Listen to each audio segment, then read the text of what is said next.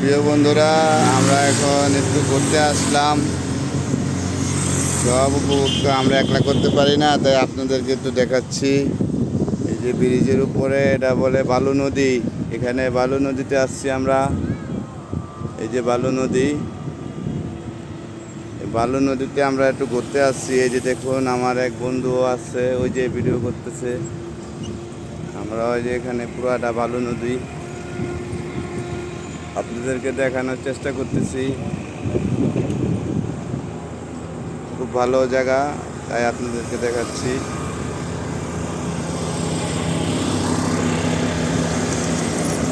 ওই বালু নদী অনেক সুন্দর জায়গা।